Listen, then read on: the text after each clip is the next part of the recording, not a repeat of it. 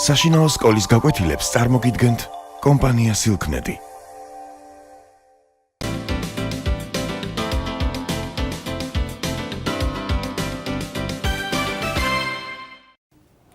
მოგესალმებით, ჩვენი გაკვეთილის თემა არის რეაქციათა ტიპები და კერძოდ შეერთების რეაქცია. თუ რა კავშირი არის შეერთების რეაქციათა ტიპს და ზოგადად ჩვენს გამილ მასალას შორის გაგახსენებთ, რომ თქვენ შეისწავლეთ ნაერთთა კლასებიდან მჟავები, ოქსიდები, ფუძეები და მარილები. თქვენ შეისწავლეთ მოცემულ კლასთა შესაბამისი ნივთიერებების მიღების ხერხები და მათი ქიმიური თვისებები. და სწორედ ჩვენი გაკვეთილის თემას, ძირითად თემას წარმოადგენს დავაკავშიროთ თუ ჩვენს მიერ შესწავლილი რეაქციებიდან რომელი ეკუთვნის შეერთების რეაქციას. შეერთების რეაქციის ზოგადი სქემა ასეთი გახლავთ. A და B ნივთიერებების ერთმანეთთან ურთიერთქმედებით მიიღება AB რთული ნივთიერება. შეერთების რეაქცია გულისხმობს რთული ნივთიერების მიღებას, ერთი რთული ნივთიერება უნდა მივიღოთ, მხოლოდ A და B რეაგენტები შესაძლებელია იყოს როგორც მარტივი, ასევე რთული ნივთიერებები.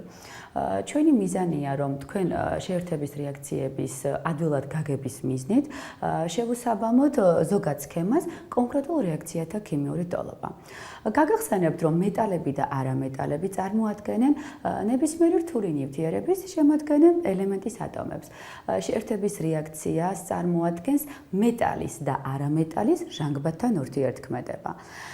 მაგალითად, ავიღოთ კალციუმი, რომელიც ურთიერთქმედებს ჟანგბადთან და წარმოქმნის კალციუმის ოქსიდს. ასევე შეიძლება ჟანგბადთან ურთიერთქმედება მოხდეს მაგნიუმის შემთხვევაში. მიიღება მაგნიუმის ოქსიდი. წარმოქმნილი ოქსიდები, ეს გახლავთ ფუძე ოქსიდები, ესენი გახლავთ რთული ნივთიერებები, რომელიც მივიღეთ მარტივი ნივთიერებების ერთმანეთთან შეერთების შედეგად. ფუძე ოქსიდები გაგახსენებთ, რომ ყველა წყალთან არ ურთიერთქმედებს. წყალთან ურთიერთქმედებს მხოლოდ აქტიურ მეტალთა ოქსიდები, ლითიუმის, ნატრიუმის, კალიუმის, კალციუმის და ბარიუმის ოქსიდი. ჩვენ შემთხვევა გულისხმობს მხოლოდ კალციუმის ოქსიდის წყალთან ურთიერთქმედებას და შევქმნათ შესაბამისი რეაქციათა ტოლობა. კალციუმის ოქსიდის წყალთან ურთიერთქმედებით მიიღება წყალში ხსნადი ჰიდროქსიდი, ანუ ეს არის კალციუმის ჰიდროქსიდი, რომელიც არის ტუტის სახელწოდებით ცნობილი. რთული ნივთიერება მივიღეთ, მხოლოდ ამ შემთხვევაში მივიღეთ რთული ნივთიერება, რთული ნივთიერებების ერთმანეთთან შეერთებით. როგორც უკვე ზოგად სქემაში აღვნიშნეთ, რეაგენტები შესაძლებელია იყოს როგორც მარტივი და ასევე შეიძლება იყოს როგორც რთული. ახლა ავიღოთ არამეტალის ჟანგბადთან ურთიერთქმედების რეაქცია და ნახშირბადი ვაურთიერთქმედოთ ჟანგბადთან. ნახშირბადის ჟანგბადთან შეერთებით მიიღება ნახშირბადის ოთხვალენტოვანი ოქსიდი, ეს გახლავთ მჟავა ოქსიდი და ეს არის მისი ტრივიალური სახელწოდება ნახშირ ორჟანგი. ასევე შესაძლებელია ნახშირ ორჟანგის წყალთან ურთიერთქმედება, შედეგად მიიღება შესაბამისი მჟავა H2CO3 ნახშირმჟავა სახელწოდებით არის ცნობილი. ამ შემთხვევაში მივიღეთ ორივე რთული ნივთიერება, თუმცა ნახშირ ორჟანგის შემთხვევაში მივიღეთ ნახშირ ორჟანგის შეერთების რეაქციათა ტიპით, მარტივი ნივთიერებების ერთმანეთთან ურთიერთქმედებით, ხოლო ნახშირმჟავა, ანუ ასევე რთული ნივთიერება მივიღეთ, რთულ ნივთიერებათა ერთმანეთთან შეერთებით. გაგახსენებთ, რომ მარილი ეს არის რთული ნივთიერება, რომელიც შედგება მეტალთან დაკავშირებული მჟავას ნაშთისაგან. ასევე შესაძლებელია მივიღოთ მარილი შეერთების რეაქციით და ამისათვის უნდა ვაურთიერთქმედოთ ერთმანეთთან ფუძე ოქსიდი და მჟავა ოქსიდი. შესაბამისად ვიღებთ რთულ ნივთიერებას და ამ შემთხვევაში მივიღეთ კალციუმის კარბონატი, რომელიც არის ცარცის, კირქვის და მარმარილოს ძირითადი შემადგენელი კომპონენტი.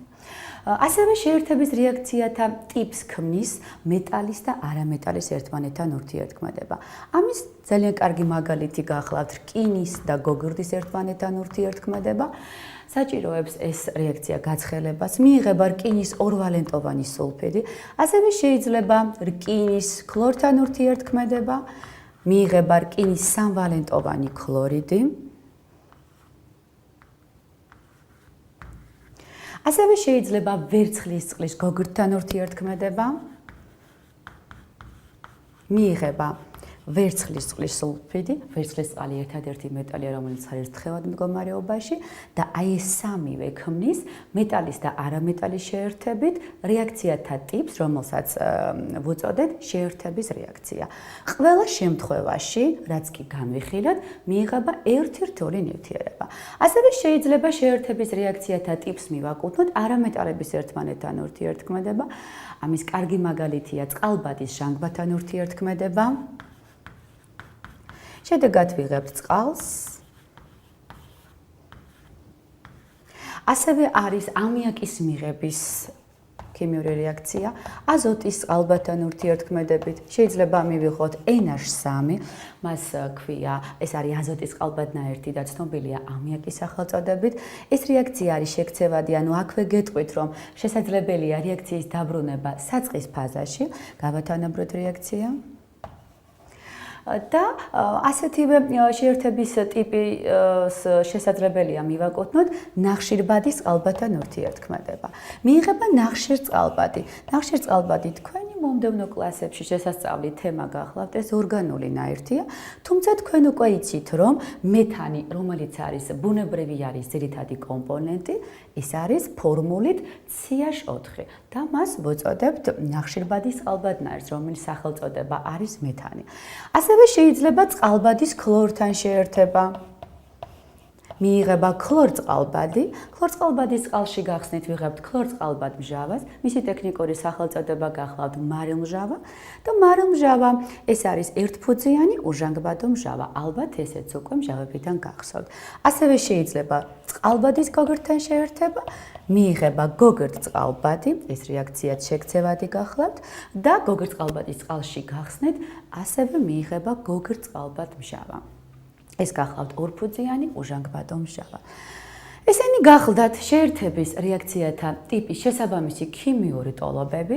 არაჩვეულებრივი მაგალითი არის რკინის ჟანგბადთან ურთიერთქმედება.